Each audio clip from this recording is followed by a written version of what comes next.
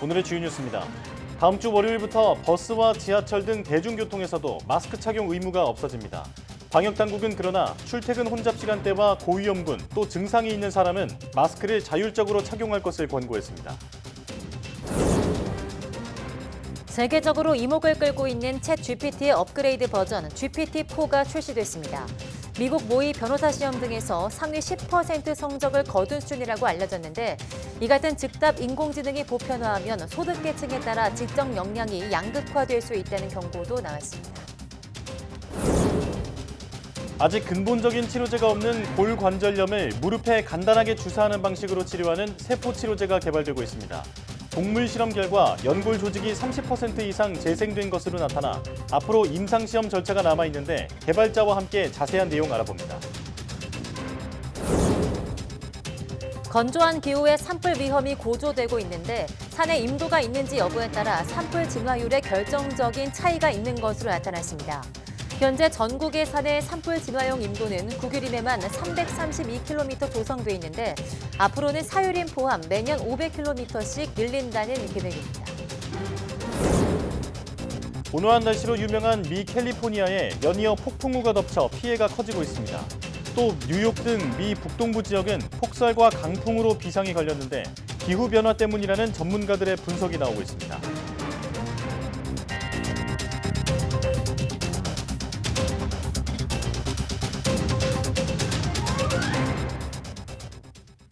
여러분 안녕하십니까? 사이언스 투데이 시작합니다. 방역당국은 오는 20일부터 대중교통 마스크 착용 의무가 전면 해제되지만 출퇴근 등 혼잡 시간대에는 마스크 착용을 적극 권고했습니다. 임수경 중앙방역대책본부 상황총괄단장은 중대본 브리핑에서 대중교통 마스크 의무까지 풀리면 코로나19 유행 규모는 일시적으로 증가할 수 있지만 큰 폭이 아니며 관리 가능한 수준일 것으로 생각한다고 말했습니다. 그러면서 마스크 착용 효과가 높고 필요성도 여전한 만큼 혼잡 시간대는 물론 고위험군과 증상이 있는 사람은 마스크를 자율적으로 착용해달라고 당부했습니다. 이와 함께 마트와 역사 등 대형 시설 내 개방형 약국에서도 착용 의무가 해제되는데 이런 시설의 약국 종사자의 경우 자율적으로 마스크를 착용할 것을 권고했습니다.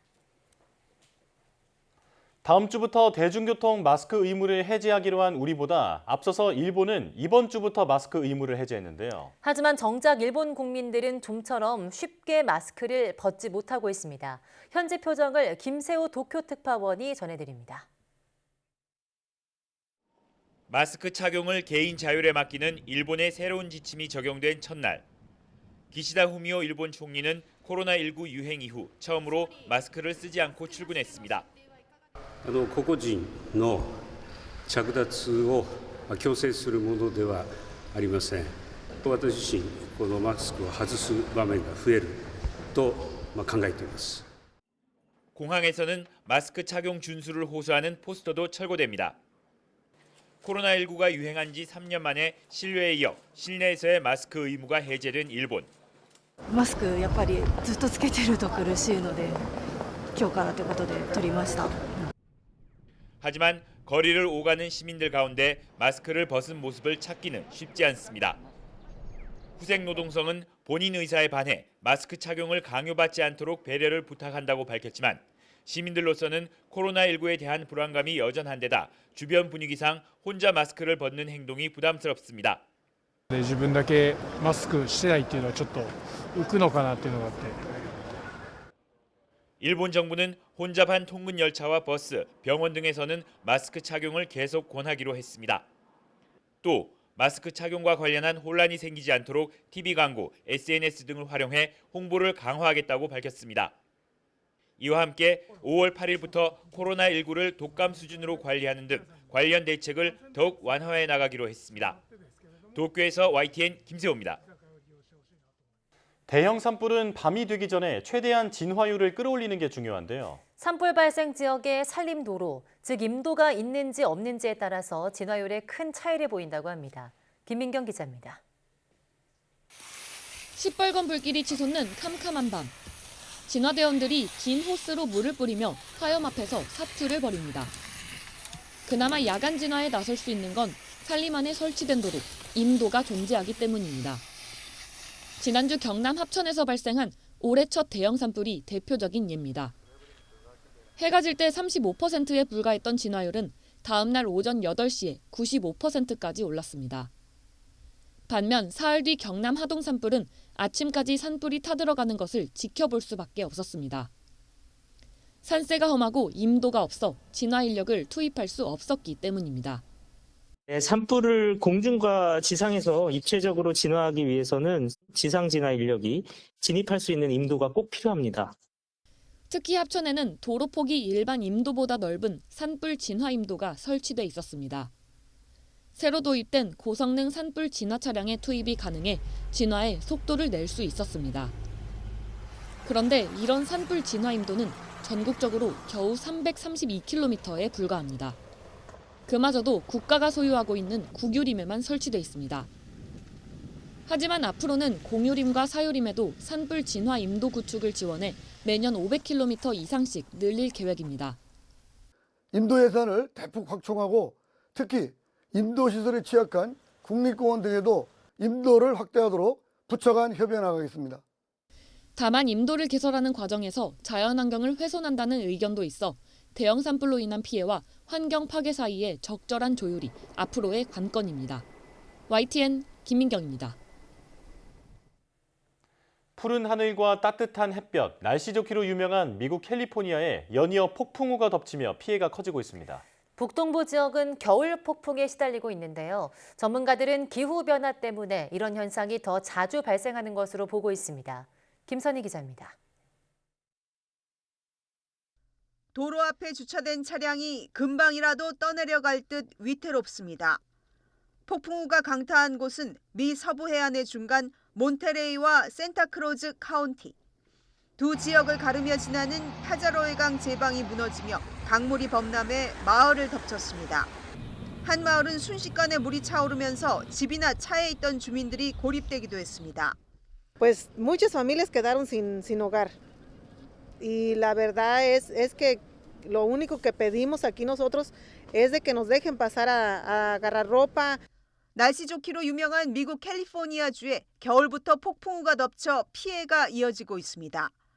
주범은 이른바 대기예강 현상으로 지난 주말 10번째로 찾아와 또 홍수가 났습니다. 다량의 수증기가 강처럼 좁고 긴 띠 모양으로 움직이며 많은 비를 뿌리는 현상입니다. 제방 인근 몬테레이 농경지대가 특히 피해가 컸는데 인명피해가 발생했고 10,000명 이상에게 대피 명령이 내려졌습니다. 그런데 캘리포니아에 또다시 비와 눈, 돌풍이 예고되며 주민들이 긴장하고 있습니다. Emotionally, because I don't know how long it's go back to normal. Because my daughter, the school is no more right now. 미국 북동부 지역은 폭설과 강풍을 동반한 겨울 폭풍에 시달리고 있습니다. 펜실베이니아와 메인주는 겨울 폭풍 주의보가 발령됐고 뉴욕주는 비상사태가 선포됐습니다. 전문가들은 기후변화로 인해 홍수나 겨울 폭풍이 이례적으로 더 자주 나오고 있다며 우려를 나타내고 있습니다. YTN 김선입니다. 튀르키예 강진 피해 복구를 돕기 위한 대한민국 긴급구호대 3진이 15일 새벽 튀르키예로 출국했습니다. 외교부는 출국한 구호대 3진 9명은 오는 23일까지 임시 재해복구 사업 조사를 진행할 예정이라고 밝혔습니다. 3진은 외교부 1명과 한국국제협력단 2명, 민간 긴급구호단체 소속 관계자 6명으로 구성됐습니다. 이들은 튀르키예 정부 재난관리청과 유관기관과 협의를 거쳐서 이재민 임시거주촌 조성과 운영사업 세부 내용을 기획할 계획입니다. 정부는 지난 8일 민관 합독으로 $1,000만, 약 130억 원 규모의 재원을 마련해서 이재민 임시거주촌 조성과 운영사업을 추진하기로 했습니다.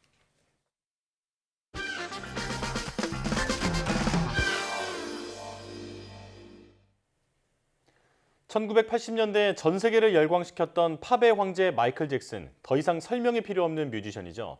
문워크를 비롯해 독특하고 현란한 무대 퍼포먼스는 여전히 전설로 남아있는데요. 특히 사람이 도저히 할 수 없는 린댄스 동작을 생방송 중에 거뜬히 연출해내서 지켜보던 세계인들을 더더욱 놀라게 했었죠.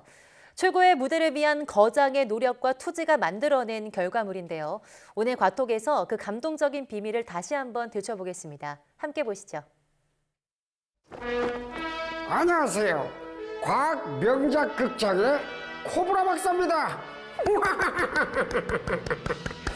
오늘도 아주 특별한 과학 이야기를 준비했는데요. 오늘의 주제는 바로 이겁니다. 과학 명작 극장 오늘의 주제는 팝의 황제 마이클 잭슨 춤의 비밀. 둥둥 따다 둥둥 따다. 자, 문워크. 후아 후아 후아. 아우. 어때? 이거 맞지? 문워크 맞지? 근데 그거 말고 다른 춤이에요. 문워크 말고 다른 춤? 더 이상의 설명이 필요 없는 팝의 황제 마이클 잭슨. 특히 비릿, 빌리진이 수록된 그의 6집 앨범 스릴러는 대중음악 역사상 가장 위대한 앨범 중 하나로 평가받으며 6,600만 장 이상이 팔린 전설적인 앨범이다. 1983년 그가 빌리진을 부르며 처음으로 문워크를 선보인 공연은 TV가 생겨난 이래 인류의 가장 역사적인 순간 중 한 장면으로 선정되기도 했다. 그만큼 마이클 잭슨의 노래와 춤은 역사 그 자체가 되었는데 1987년 마이클 잭슨 연습실.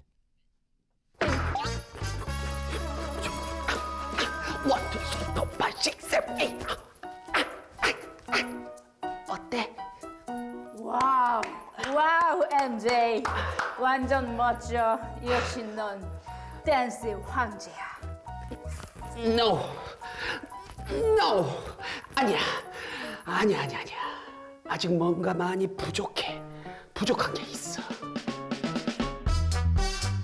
문워크의 엄청난 성공 뒤에 심적 부담감을 느꼈던 마이클 잭슨.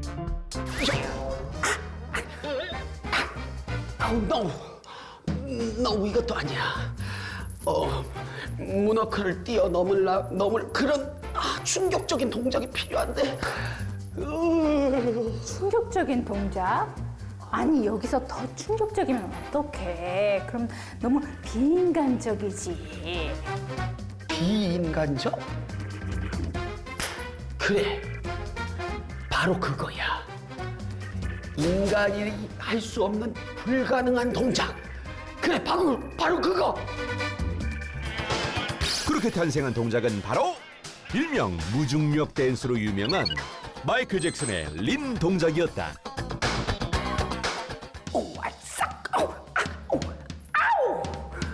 어때? 이 정도면 엄청 충격적이지 않아? 아유, 근데 이게 꺾는데도 한계가 있는데 어떻게 하려고 그래?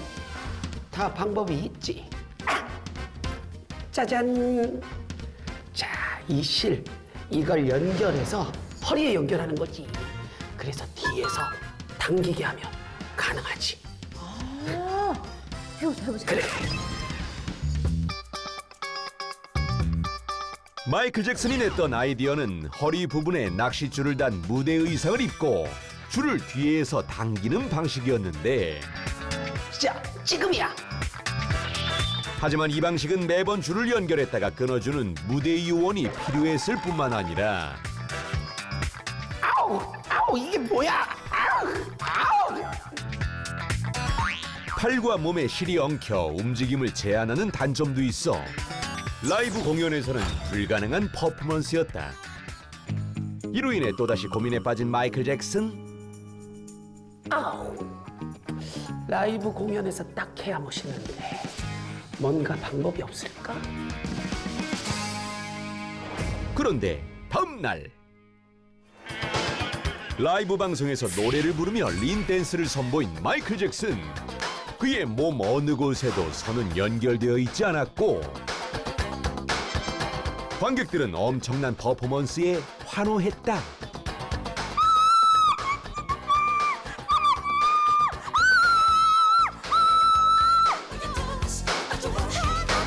방송이 나가자마자 큰 화제가 된 마이클 잭슨의 린 댄스는 따라하려는 사람 또한 많았는데 와, 역시 마이클 잭슨. 와, 대박. 에이, 아니 근데 뭐 저까지 거 저거 뭐 나도 뭐 쉽게 하지 뭐 또 이렇게 해가지고 딱 이렇게 더.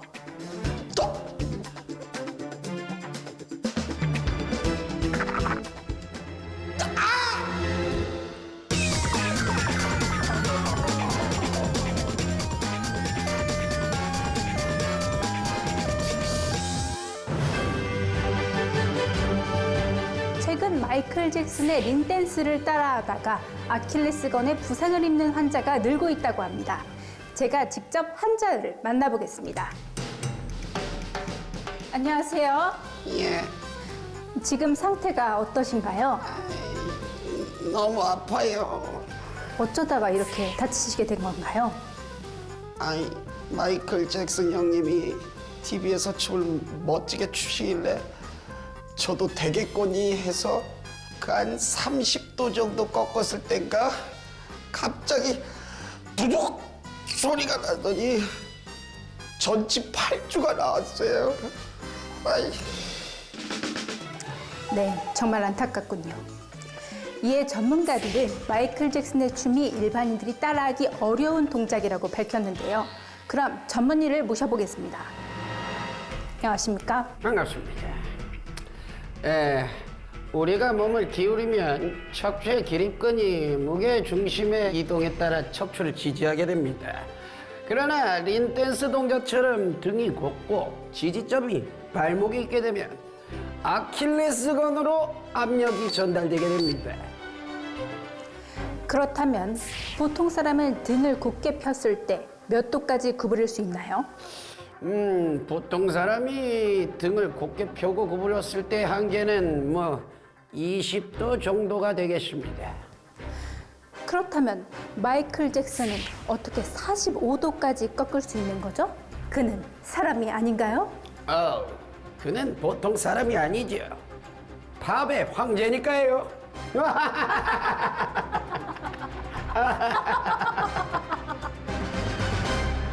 그렇게 마이클 잭슨의 린 댄스는 그의 엄청난 춤 실력과 노력의 결과로 인정받으며 대중들에게 각인됐는데 1993년 놀라운 사실이 알려졌다. 저는 마이클 잭슨 린 댄스의 비밀을 알아냈습니다. 댄스의 비밀을 알아냈다는 기자, 과연 어떻게 된 것일까? 그 비밀은 바로 이거였습니다. 그녀가 내민 것은 바로 특허증이었는데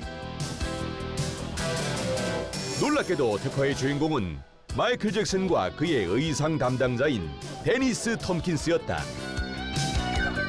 특허의 내용은 반중력 환영을 일으키는 방법에 대한 것이었는데 라이브 공연에서 딱 해야 멋있는데 뭔가 방법이 없을까? 라이브 공연에서 린 댄스를 선보이고 싶었던 마이클 잭슨. 아우! 신발에 본드를 붙여버릴 수도 없고 아예 못을 박아버려?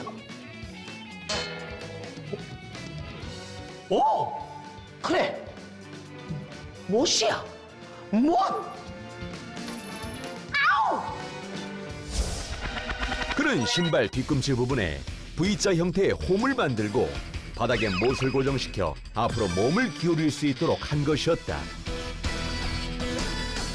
또한 몸을 기울이는 동안 넘어지지 않게 발목을 고정해주는 장치도 있었는데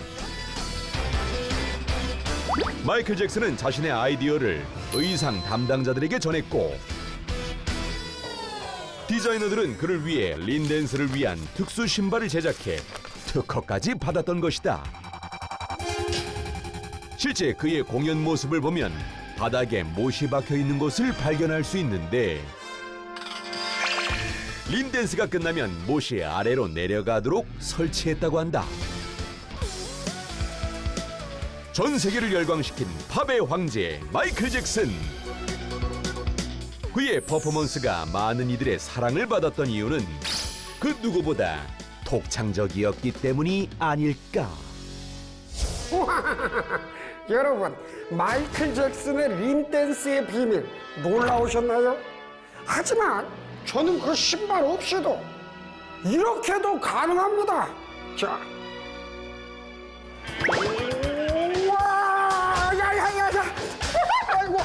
야, 이거 좀 버텨야지, 야.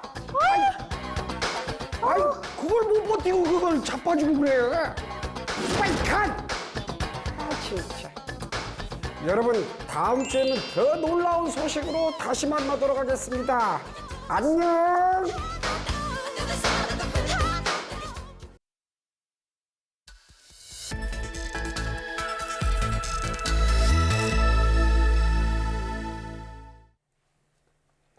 골관절염은 연골 조직이 손상해서 발병하는 대표적인 퇴행성 관절염인데요. 국내 바이오 기업이 유도만능 줄기세포를 이용해 간편한 주사 형태의 골관절염 치료제를 개발하고 있습니다. 네, 오늘 바이오 위클리에서는 이 치료제를 개발하고 있는 입셀의 주지현 대표이사 그리고 이성규 기자와 함께 이야기 나눠보겠습니다. 어서 오세요. 안녕하세요. 안녕하세요. 네. 자, 이성규 기자, 우선은 골관절염이 어떤 질환인지부터 간략히 설명해 주시죠.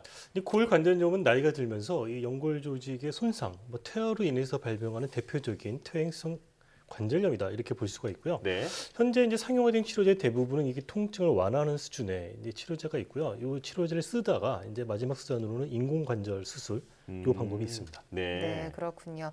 입셀의 주지현 대표님에게 질문 드릴 텐데요. 질문에 앞서서 이 사명 입셀이 어떤 의미를 담고 있는 건지도 궁금합니다. 그 입셀은 유도만능 줄기세포, 영어로 말하면 Induced Pluripotent Stem Cell입니다. 네. 그래서 그 앞자를 따가지고 저희가 만들었는데요. 한글로 읽으면 입셀인데요. 이대로 하게 되면 그 상호 등록이 안 되기 때문에 Y를 붙였습니다. Y를 붙인 이유는 연구자가 가져야 되는 그 자세, 왜 항상 이걸 해야 되는지, 그리고 자신감 있게 S라고 할 수 있는 Y를 붙여서 입셀이라는 이름이 되었습니다. 예. 입셀은 유도만능 줄기세포를 이용해서 그 골관절염 치료제를 개발하고 있잖아요. 네. 이 치료제 어떤 작용 원리가 좀 궁금하고 기존의 또 치료제와는 어떤 차별성이 있는지도 궁금하거든요. 입셀은 저희가 이제 이 관절에 투여를 하게 되는데요. 직접적으로, 간접적으로 그 재생을 하는 것을 가장 큰 목표로 하고 있습니다. 왜냐하면 지금까지 재생의 개념은 골관절염 치료제는 대부분 소염제 또는 통증 조절이 대부분이었는데요. 저희가 재생을 한다고 할 수 있다 그러면 그게 가장 중요한 핵심 개념으로 될 수 있다고 생각하고 있습니다. 조금 더 구체적으로 설명해 주시면 좋을 것 같은데 어떻게 재생을 하게 되는 건지? 저희 기존의 치료제들은 보면 저희가 간접적으로 재생 인자를 냅니다. 성장 인자나 단백질을 분비해서 주변 조직이 자라나오게 만드는 간접 재생을 지금까지 꿈꿔왔었는데요. 예. 저희가 개발하는 치료제는 다양한 물질을 분비해 가지고 간접 재생 효과뿐만이 아니라 직접 병변 부위에 붙습니다. 그래서 재생을 직접적으로 관여하면서 간접적으로, 직접적으로 연골을 갖다가 재생시키고 기존의 치료제의 단점을 극복하는 형태의 치료제로 개발하고 있습니다. 그렇군요. 그리고 이게 또 수술이 아니라 주사로 치료를 할 수 있게끔 지금 구상하고 계신 거죠? 네, 맞습니다. 저희가 기존의 치료제는 대부분 다 수술을 통해서 넣었거든요. 그래서 전신 마취를 통해 가지고 수술을 해야 했었습니다. 근데 저희는 수술적인 방법이 아니라 내과적으로 진료실에서 환자한테 주사하는 형태로 하기 때문에 접근성의 면에서는 굉장히 유리하고요. 수술을 하지 않아야 되는 것이 특히 이제 고령 환자들이 많이 이 골관절염에 걸리기 때문에 중요한 어떤 접근성의 개선이라고 볼 수가 있겠습니다. 그렇군요. 네. 자, 그러니까 근본적으로 연골을 재생시키는 그것도 손쉬운 방법으로 재생시킬 수 있는 방법을 이제 개발하고 계시다라는 건데요. 자, 개와 돼지 등 동물 실험을 진행했다고 들었는데 실험의 주요 내용은 무엇이고 그리고 연구 결과는 어떻게 나왔는지도 궁금합니다. 요즘 이제 식약처에서 원하는 것들은 토끼나 쥐 데이터가 아니고요. 사람의 관절과 유사한 큰 동물을 원하고 있거든요. 그래서 개나 돼지를 가지고 연구하기를 원하고 있습니다. 그래서 저희들도 개하고 돼지에서 실험을 진행하게 되었습니다. 저희가 처음에는 이 예비 실험으로 8마리의 비글견 개를 가지고 실험을 했었고요. 십자인대하고 반월판을 제거하게 되면 관절이 불안정해집니다. 그래서 개들이 막 뛰어다니다 보면 관절이 망가지게 되거든요. 그래서 저희가 뮤콘이라고 하는 저희 세포 치료제를 갖다가 투여하게 되고 1년 후에 활동성 회복과 연골이 직접 재생된 것을 관찰할 수가 있었습니다. 돼지 연구도 하셨죠? 네, 맞습니다. 왜냐하면 이제 개 연구는 예비 연구라서 저희가 파일럿 연구라고 하는데요. 그것을 돼지 연구를 통해서 똑같은 4마리를 통해서 같은 방법으로 골관절염을 유도하고 연골을 손상시켰을 때 1년 후에 연골 재생 효과를 똑같이 관찰할 수 있었고요. 대략 기존의 치료제에 비해서 30% 정도 연골 재생 효과가 개선된 것을 관찰할 수 있었습니다. 아, 그렇군요. 또 이성규 기자가 입셀 연구 현장에 취재하고 왔는데요. 취재 영상 보고 질문 이어가도록 하겠습니다. 이거는 어떤 용도로 쓰이는 건가요? 이건 저희가 iPSC로 중간엽 줄기세포를 만들고 콘드로사이트, 그러니까 연골세포를 만들 때 3차원 구조의 그 연골세포 클러스터를 만들기 위해 사용하는 플레이트라고 생각하시면 됩니다. 이 플레이트가 3차원 구조로 만드는데 어떻게 도움을 주는 건가요? 일반적으로 MSC 중간엽 줄기세포로 하는 그 MSC는 세포들끼리 잘 그 콘덴세이션 되는, 잘 뭉치는 성질을 가지고 있습니다. 그거를 이 홀 안에 저희가 인위적으로 센트리피게이션을 하고 여러 가지 뭐 사이토카인들을 넣어주면, 그로스 팩터들을 넣어주면서 더 잘 뭉치게 해주는 역할을 하고 있습니다.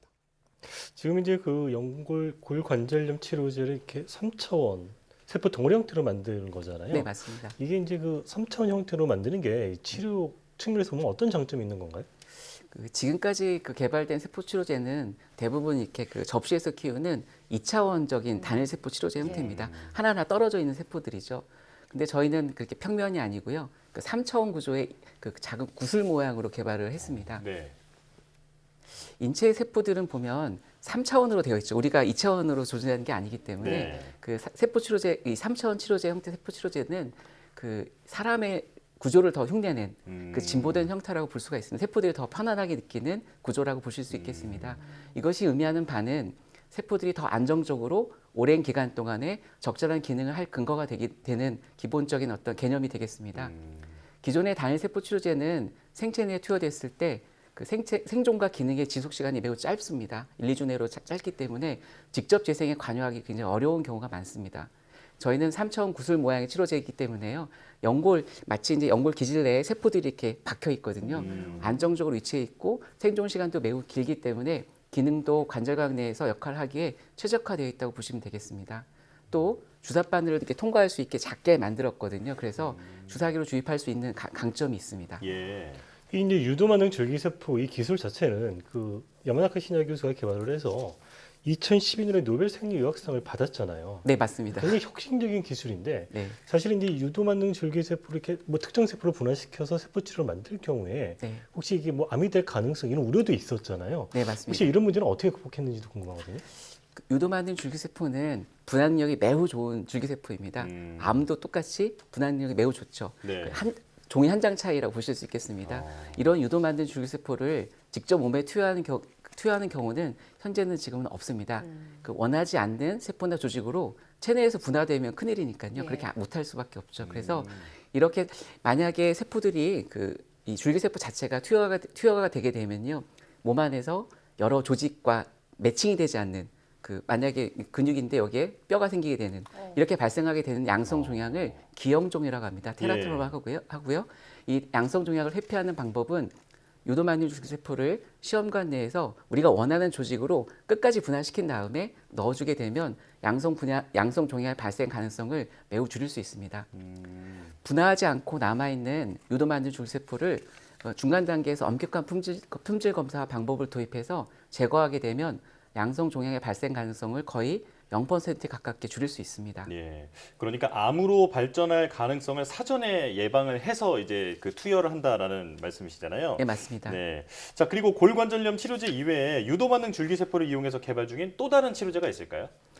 저희가 유도만능 줄기세포를 이용해서 신경세포를 만들고 이를 직접 투여하거나 또는 신경세포에서 분리된 엑소좀이나 시크리톰이라고 하는 세포 분비 물질을 이용해서 치매 신경 기능을 회복시키는 치료제를 만들어 보고 있습니다. 네.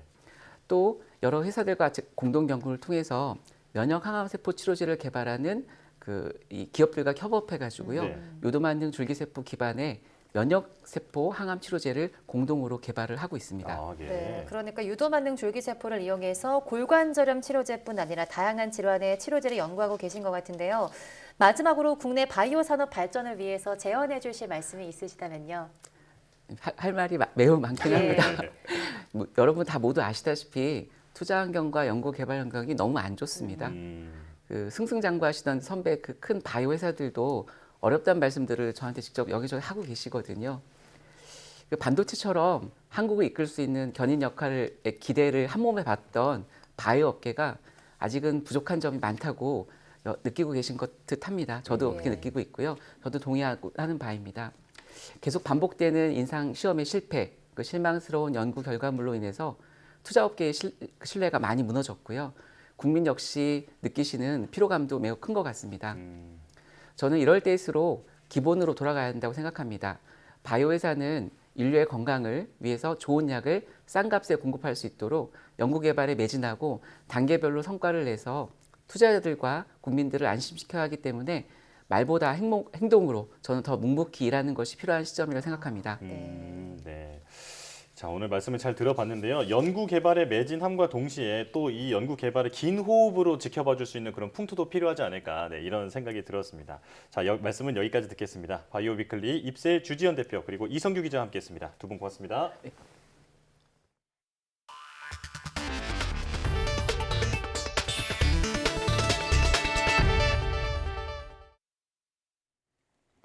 생성형 인공지능 챗 GPT 개발사인 오픈AI가 더 똑똑해진 인공지능 툴을 공개했습니다. 오픈AI는 현지 시간 14일 대규모 AI 언어 모델인 GPT-4를 출시했다고 밝혔습니다. 전 세계적으로 인기를 끌고 있는 챗 GPT에 적용된 GPT 3.5의 업그레이드 버전입니다. 오픈AI는 GPT-4 모델이 미국 모의 변호사 시험에서는 90번째, 미국 대학 입학 자격 시험인 SAT 읽기와 수학 시험에서는 각각 93번째와 89번째의 100분위 수를 기록했다고 설명했습니다. SAT 등 주요 시험에서 상위 10%에 해당한다는 주장입니다. 마이크로소프트는 이날 새로운 검색 엔진 빙에 GPT-4를 탑재한다고 밝혔습니다. 챗 GPT를 교육에 활용할 때 가장 경계해야 할 것은 인간의 지적 역량이 양극화된다는 점이라는 지적이 나왔습니다.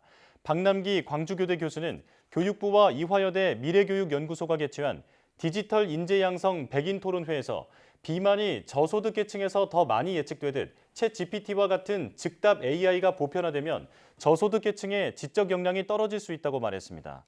박 교수는 좋은 환경 속에서 학교에 다니는 학생들은 챗 GPT를 활용해 더 나은 방식으로 과제를 수행하고 표절 여부도 지속적으로 검사받겠지만 열악한 환경, 열정적이지 않은 교사들에게서 교육받는 학생들은 즉답 AI에 의존해 지적 역량이 퇴보할 수 있다고 말했습니다.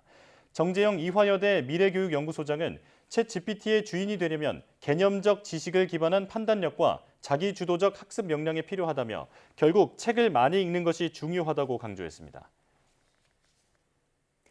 애플의 비접촉식 간편결제 서비스인 애플페이가 다음 주 국내에서 정식 서비스를 개시할 전망입니다. 애플과 현대카드는 오는 21일 애플페이의 한국 서비스 개시를 목표로 출시 마무리 작업을 진행하는 것으로 전해졌습니다. 서비스가 개시되면 아이폰과 현대카드를 가진 이용자는 호환 단말기를 보유한 매장에서 카드 실물 없이 휴대전화로 간편결제를 이용할 수 있게 됩니다. 전국 주요 편의점과 대형 커피 전문점, 일부 대형마트 등 프랜차이즈를 중심으로 호환 단말기가 우선적으로 보급되고 있는 것으로 알려졌습니다. 앞서 애플은 지난달 8일 현대카드와 제휴해서 한국에 애플페이를 출시할 예정이라고 공식 발표했습니다. 경기 침체로 미국의 거대 정보기술 기업들이 잇따라 구조조정에 나선 가운데 페이스북의 모 회사 메타가 넉 달 만에 또다시 대규모 감원에 나섰습니다. 지난 1년간 빅테크 업계의 대량 해고로 감축된 인원이 10만 명에 가까운데요. 최근 은행 파산 등으로 이런 흐름은 당분간 지속될 것으로 보입니다. 김진호 기자입니다. 미국 연준이 치솟는 물가를 잡으려고 지난해 금리를 크게 올린 부작용이 실리콘밸리 은행 파산 등으로 나타나면서 경기 침체에 대한 불안감이 커지고 있습니다. The Fed goes after inflation and they raise rates, slow the economy down, and all of a sudden stuff starts to break. And that's what we're seeing. 잇따른 은행 파산으로 불안이 가중되는 가운데 그동안 성장을 주도해왔던 거대 정보기술 기업 빅테크들의 감원이 끊이지 않고 있습니다. 페이스북 모기업인 메타 플랫폼스는 지난해 11월 전체 직원의 13%인 11,000명을 해고한 지 불과 넉 달 만에 비슷한 규모의 감원 계획을 내놓았습니다. 앞으로 몇 달에 걸쳐 10,000명을 해고한다는 겁니다. 빅테크 기업 가운데 2차 구조조정을 발표한 것은 메타가 처음입니다. 저커버그 CEO는 불안한 경기가 수년 동안 계속될 수 있다며 더 강하고 신속한 조직이 돼야 한다고 감원 이유를 설명했습니다. Look, I think it's probably tip of the iceberg. They're going to continue to cut. Now, I don't think they're going to cut into their muscle, but I mean, there's a lot of bloated costs that they need to get through. 이로써 지난 1년간 빅테크 업계가 단행한 구조조정으로 감축된 인원은 10만 명에 육박합니다. 메타 2만 1,000명을 비롯해 아마존과 MS가 올해 초 각각 18,000명과 10,000명을 감원했으며 구글 모회사 알파벳도 12,000명을 줄였습니다. 소프트웨어 기업 세일즈포스도 7,000명을 줄였습니다. 시장 전문가들은 고금리 환경에서 불확실성이 커지고 있어 빅테크 기업들의 감원은 당분간 이어질 것으로 보고 있습니다. YTN 김준호입니다. 중국의 영상 공유 플랫폼 틱톡의 경영진이 미국 내 안보 우려를 해소하기 위해서 모 회사 바이트댄스에서 분사하는 방안도 검토하고 있다고 블룸버그 통신이 보도했습니다. 소식통은 매각이나 기업 공개로 이어질 수 있는 이 같은 기업 분할은 미국 당국에 제시한 제안이 승인되지 않을 경우 추진되는 최후의 수단으로 고려되고 있다고 전했습니다. 다만 이런 방안도 중국 정부의 용인이 필요하다고 소식통은 덧붙였습니다. 미국 내 외국인 투자를 승인하는 미 재무부 산하 외국인 투자심의위원회의 안보 관련 심의를 받는 틱톡은 지난해 미국 내 안보 우려를 해소할 수 있는 다양한 조치를 수행하기로 합의했습니다. 실리콘밸리 은행 붕괴 사태로 시장의 불안감이 가시지 않고 있는 가운데 인플레이션이 충분히 잡히지 않고 있다는 물가 지표가 나왔습니다. 금리 인상과 동결 사이에서 고민하고 있는 연준의 셈법이 더 복잡해질 것으로 보입니다. 워싱턴 권준기 특파원이 보도합니다. 미국의 2월 소비자 물가 지수는 6.0%로 지난해 6월 이후 하락세를 이어갔습니다. 2021년 9월 이후 1년 반 만에 가장 낮은 수치를 보여 전반적인 인플레이션 둔화세를 증명했습니다. 하지만 내용을 들여다보면 안심할 수준은 아닙니다. 변동성이 큰 에너지와 식료품을 걷어낸 근원 물가가 전달보다 0.5% 올라 1월에 0.4%보다 오히려 오름폭이 커진 겁니다. 미래 물가의 흐름을 예측할 수 있는 근원 물가 지표가 다시 상승한 것으로 인플레이션과의 전쟁이 쉽게 끝나지 않을 것임을 시사하는 대목입니다.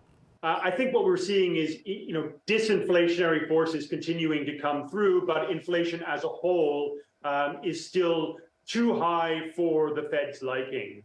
다음 주 공개시장위원회를 앞두고 있는 연준의 고민은 더 깊어질 전망입니다. 물가 지표만 보면 금리 인상을 멈출 수 없는 상황이지만 실리콘밸리 은행 사태 이후 퍼진 불안 심리도 외면할 수 없기 때문입니다. 골드만삭스를 비롯한 시장 일각에선 가파른 금리 인상으로 충격을 받은 은행 시스템 안정을 위해 금리 인상에 제동이 걸릴 거라고 예측하며 연준 어깨를 더 무겁게 만들었습니다. 다행인 건 폭락했던 지역 중소형 은행주가 회복세를 보이며 이번 사태에 급한 불이 잡히는 모양새를 보였습니다. 이에 따라 시장은 연준이 0.25%포인트 베이비 스텝을 밟을 거란 가능성에 무게를 더 실었습니다. 바이든 대통령은 이번 실리콘밸리 은행 사태는 안정적인 성장으로 전환하는 과정에서 겪는 좌절이지만 충분히 극복할 수 있다며 이번 사태 해결에 거듭 자신감을 나타냈습니다. 워싱턴에서 YTN 권윤기입니다. 지난달 국내 취업자 증가폭이 2년 만에 가장 적었습니다. 20대 청년층과 40대 취업자가 크게 줄면서 고용시장에도 경기 둔화 영향이 본격화했다는 분석이 나오고 있습니다. 이영원 기자입니다. 지난달 취업자는 1년 전보다 31만 2천 명 늘었습니다. 코로나19 확산으로 취업자가 줄었던 2021년 2월 이후 가장 적었습니다. 취업자 증가폭이 9개월째 둔화하면서 2년 만에 최소 규모를 기록한 겁니다. 일상 회복으로 서비스업 취업자는 늘었지만 수출 부진이 이어지면서 전체적인 취업자 증가폭을 끌어내렸습니다. 실제로 제조업은 2달째 쪼그라들었고 이 여파에 운수, 창고업 등 물류 관련 취업자도 줄었습니다. 보건복지업, 숙박음식업을 중심으로 취업자 증가가 24개월째 지속되고 있으나 기저효과 및 경기 둔화 등의 영향으로 증가폭은 9개월 연속 둔화되었고 수출 감소는 취업자 면면에도 영향을 줬습니다. 도소매나 운수 창고업 감소로 청년층 취업자는 넉 달째 줄어 2년 만에 감소폭이 가장 컸습니다. 30대가 소폭 늘었지만 40대는 8만 명 가까이 줄어 8개월째 감소세를 이어갔습니다. 나이대에 대해서 이제 주요 산업들이 다를 텐데 이제 서비스업 쪽으로 전환이 많이 일어나고 있어가지고 이제 서비스업으로 많이 가는 30대들이 조금 늘 수 있고 운수 창고업 뭐 이런 데 종사하는 이제 40대가 조금은 줄 가능성이 있지 않을까라고. 고령층을 제외하면 사실상 취업자가 10만 명 넘게 줄면서 고용시장에도 경기 둔화 영향이 본격화했다는 분석이 나옵니다. YTN 이영훈입니다. 요즘 채용 정보 사이트에 올라온 기업 후기를 구직 과정에서 참고하시는 분들 많을 텐데요. 그 이유 중 하나로 해당 기업의 전현직 직원들이 글을 올렸을 것으로 보고 믿을 수 있다고 여기기 때문일 겁니다. 하지만 실제로는 기업에 재직하는지 확인받지 않고도 사실상 아무나 후기를 작성할 수 있는 등 검증 시스템이 허술해서 부정확한 정보도 여과 없이 올라오는 것으로 드러났습니다. 윤성훈 기자입니다. 무역회사에서 기획 마케팅 팀장으로 근무하는 A씨는 최근 신규 채용 면접장에서 지원자로부터 뜻밖의 질문을 받았습니다. 디자인 작업을 할 때 필수적인 상업용 이미지를 회사가 구매해주지 않고 특정 브랜드의 컴퓨터를 써야 한다고 들었다며 맞느냐고 물어본 건데 모두 틀린 내용이었습니다. 면접분 분이 얘기를 해주셨어요. 면접분 분이 이런 글이 있던데 이거는 진짜냐 여쭤보실래? 그런 거 저희가 아닌데 어디 있냐 해가지고 보니까 헛소문의 출처는 채용 정보 사이트. 전현직 직원들이 자신이 근무한 업체를 평가하고 구직자들이 이를 열람할 수 있게 한 곳이지만 근거 없는 허위 사실이 버젓이 올라가 있었던 겁니다. 리뷰를 쓰는 거는 뭐 개인의 생각이나 개인의 뭐 느낀 점을 쓸 수는 있다고 봅니다. 저는 개인적으로. 그런데 사실이 아닌 거를 사실이냐 호도해서 썼을 때는 그 사람의 그 작성글로 인해서 다른 사람들이 피해를 볼 수가 있는 거거든요. 해당 사이트에 YTN에 대한 평가를 남겨봤습니다. 직장 메일 등을 통한 검증 절차 없이 개인 메일로도 회원가입이 가능합니다. 누구나 어떤 기업의 후기든 게시할 수 있는 셈입니다. 허위 글을 걸러낼 장치도 없습니다. 휴가를 아예 사용하지 못한다는 등 거짓 후기도 그대로 올라갔고 일부 항목에 대해서만 더 자세한 내용이 필요하다는 이유로 등록이 거절됐습니다. 결국 신뢰성을 담보할 수 없는 글을 토대로 기업 지원 여부를 판단하게 되는 취업 준비생들도 피해를 입을 수 있는 상황입니다. 좋은 기업인 줄 알았는데 평을 보고 별로 안 좋다 싶을 때 생각보다 좋지 않은 기업이구나, 별로 가고 싶지 않다라는 생각까지 했던 것 같긴 해요. 그런 글들이 어떤 신빙성이 있던 없던 간에 그런 글이 적혀 있다면 아무래도 지원을 할 때 망설이게 되고. 채용 정보 사이트를 운영하는 업체 측은 후기의 신뢰도를 높이겠다며 올해 상반기 안에 시스템을 개선해서 작성자가 실제로 해당 기업에서 일하는지를 직장의료보험 가입 여부로 확인하겠다고 밝혔습니다. 그러나 거짓 또는 악성 후기 자체를 막을 방법은 아닌 만큼 이 부분에 대한 보완 역시 필요해 보입니다. YTN 윤성훈입니다. 올해부터 부처님 오신 날과 크리스마스도 대체 공휴일로 지정됩니다. 인사혁신처는 이 같은 내용을 담은 관공서의 공휴일에 관한 규정 개정안을 16일 입법 예고한다고 밝혔습니다. 큰 이변이 없다면 당장 올해 부처님 오신 날부터 적용되는데 5월 27일이 토요일이라 그 다음 주인 월요일이 빨간 날이 되면서 토, 일, 월, 사흘 연휴가 가능해질 것으로 보입니다. 올해 크리스마스는 월요일이라 영향을 받지 않습니다. 신정과 현총일도 대체 공휴일 확대 대상으로 검토됐지만 이번엔 빠졌습니다. 인사처는 국민의 휴식권 보장과 동시에 중소기업 부담과 경제에 미치는 영향 등을 종합적으로 고려해서 확대 대상을 결정했다고 설명했습니다. 입법 예고는 다음 달 5일까지 진행되고 이후 법제처 심사와 국무회의, 대통령 재가 등을 거쳐 관보에 공포될 예정입니다.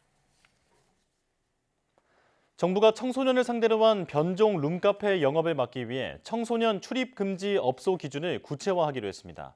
여성가족부는 청소년 출입 고용금지 업소 결정고시에서 시설 형태의 구체적인 기준을 제시하고 영업 예시에 룸카페를 포함하는 내용의 개정안을 15일부터 20일간 행정 예고했습니다. 지금까지는 밀실이나 밀폐된 공간으로만 규정돼 있었는데 개정안에는 벽면 창문과 출입문이 투명창으로 특정 위치에 설치돼 있고 잠금 장치와 가림막이 없는 경우가 아니면 청소년이 출입하지 못하도록 한다고 구체화했습니다. 또 영업 예시에 키스방, 휴게텔 등과 함께 룸카페를 포함해 규제 대상이 될 수 있음을 명확하게 인지하도록 했습니다. 인기 만화 검정 고무신 원작자인 이우영 작가가 저작권 소송으로 갈등을 빚다 세상을 떠나자 정부가 창작자 권리 보호 장치를 강화하기로 했습니다. 문화체육관광부는 불공정 계약을 막기 위해 만화 분야 표준 계약서에 2차적 저작물 관련 내용을 구체적으로 넣을 계획이라고 밝혔습니다. 2차적 저작물은 원 저작물을 변형 각색하거나 영상 제작 등의 방법으로 만든 창작물로 원 저작자는 이러한 2차적 저작물을 작성, 이용할 권리인 작성권을 가지게 됩니다. 문체부는 또 표준 계약서에 저작물에 대한 제3자 계약이 이루어질 경우 사전 동의를 의무적으로 받도록 하는 규정을 넣기로 했습니다. 이 같은 내용을 담은 만화 분야 표준 계약서는 올 6월 고시될 예정입니다. 천명관 작가가 영국 최고 권위의 문학상인 부커상 인터내셔널 부문 후보에 올랐습니다. 부커상 심사위원단은 2004년 발표된 천명관 작가의 고래와 이 작품을 번역한 김지영 씨를 올해 부커상 인터내셔널 부문 1차 후보로 발표했습니다. 부커상 심사위원단은 천 작가의 작품 고래는 전 근대사회에서 탈근대사회로의 급속한 전환 과정에서 한국이 겪은 변화를 재조명하는 풍자소설이라고 소개했습니다. 천 작가가 부커상 인터내셔널 후보에 오른 것은 지난해 최종 후보에 오른 정보라 작가와 1차 후보에 오른 박상영 작가에 이은 한국 문학계의 쾌거입니다.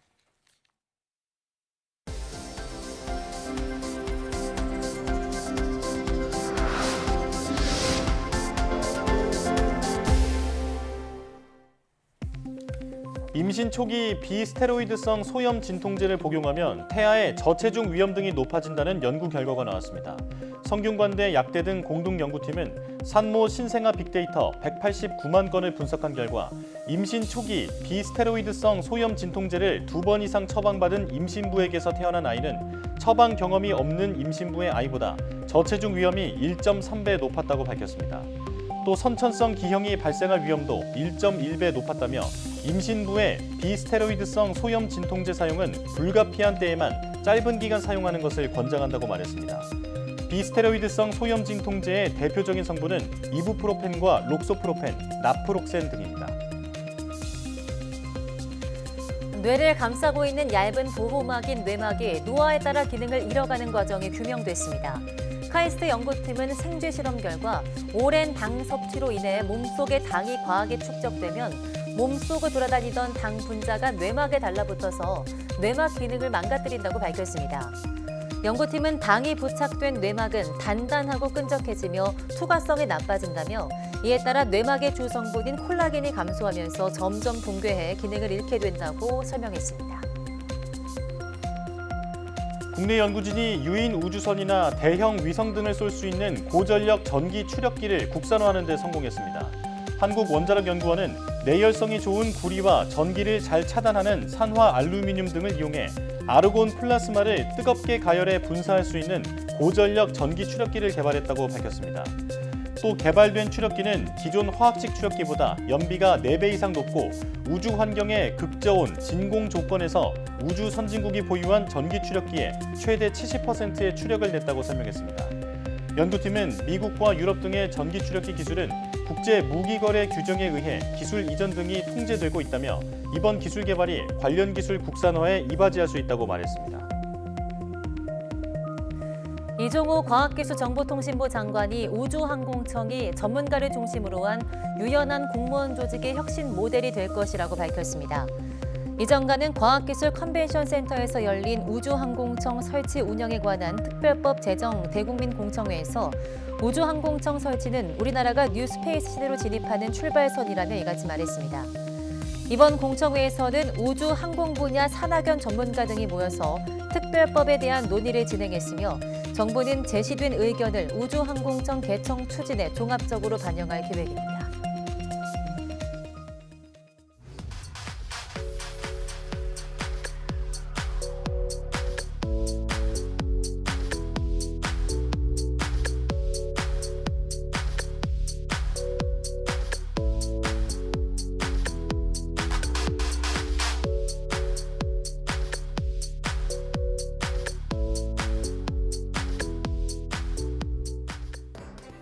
열심히 일한 만큼 잘 쉬는 것도 중요하죠. 올해부터 부처님 오신 날과 크리스마스도 대체 공휴일이 적용되면서 올해 쉴 수 있는 날이 하루 더 늘게 될 것으로 보입니다. 하지만 이런 공휴일조차 제대로 쉴 수 없는 노동자들이 많은 것이 우리 사회 현실인데요. 제도에서 소외된 분들을 위한 세심한 법안 마련도 필요해 보입니다. 뉴스 마칩니다. 시청해주신 여러분 고맙습니다.